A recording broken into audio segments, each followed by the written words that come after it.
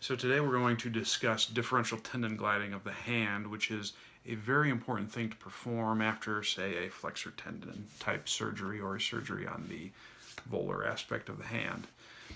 Why is something like this important? I'm glad you asked.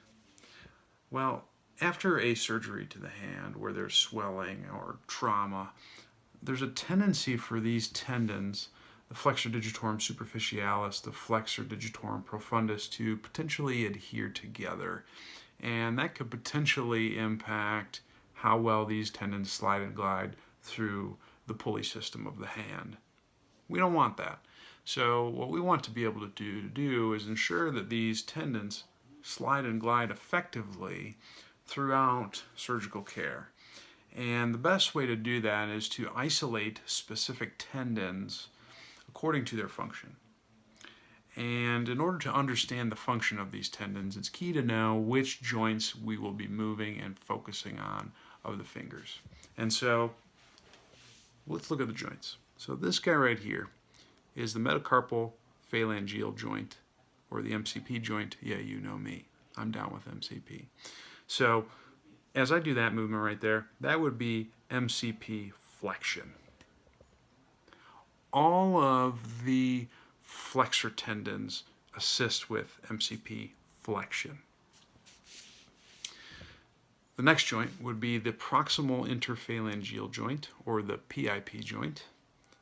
And that would be me flexing my PIP. There you go. There's just PIP right there. The next one would be the distal interphalangeal joint, which is the DIP, which I'm not the best at isolating, but that would be DIP flexion.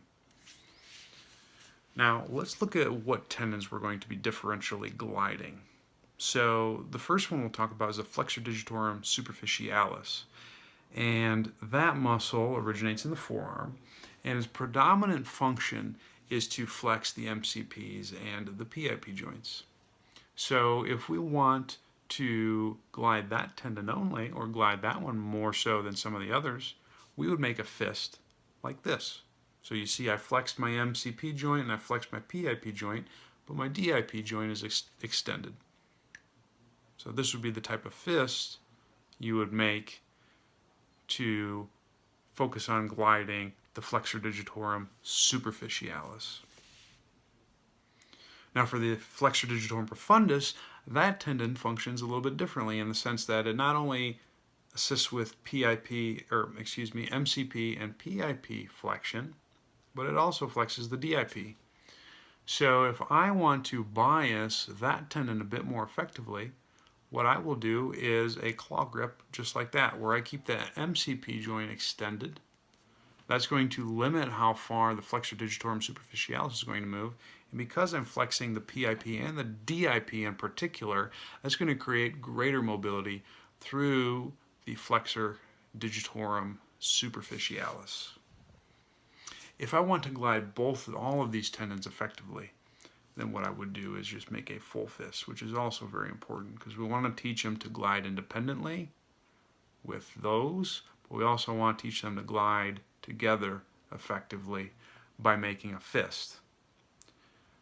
Now there's also important muscles that assist with hand function called the lumbricals and the dorsal and palmar interossei. And if I want to focus on these muscles effectively, because we know that those help extend the PIP and the DIP joint, I'm going to do something like this, where I just flex the MCP joint and keep the DIP or the PIP and the DIP joint extended. That's going to improve the extensor mechanism, or the extensor hood of the hand, as I do that right there. So that will work your hand intrinsic muscles and teach them to function effectively. Now, if you really want to kick that up a notch, and you want to take into account the Tenodesis effect of the hand, which is, thank you to Brian Chung, MD, for this one. But if you watch, as I extend my wrist, you see that the fingers flex. And as I flex my wrist, the fingers extend. That's what we call the Tenodesis effect. And so you can use that to your advantage when you are trying to perform some type of differential tendon gliding exercises. For example, if a fam be struggling with flexing their tendons, you can put them in a little bit of wrist extension to give them a little bit of an assist, and you can work on tendon gliding there, and it's a little bit easier than here. Right? Or I can make a fist there as well in extension. I can make it a bit more challenging too. How? Flex the wrist, because we know as soon as I do that, these guys are extended, and it's a little bit more challenging for me to perform those differential tendon glides because I took into account a naturally occurring posture of the hand. So to summarize, differential tendon gliding is important because we want the tendons to be able to glide individually, so we minimize adherence, scar formation, and it also can help with swelling because you're creating mobility.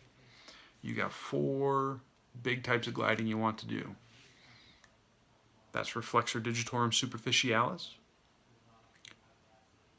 That's for flexor digitorum profundus. This is to get them both.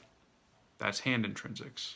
And lastly, take into account the Tenodesis effect to either make flexor tendon gliding easier by extending the wrist or harder by flexing the wrist. Why don't you give it a shot?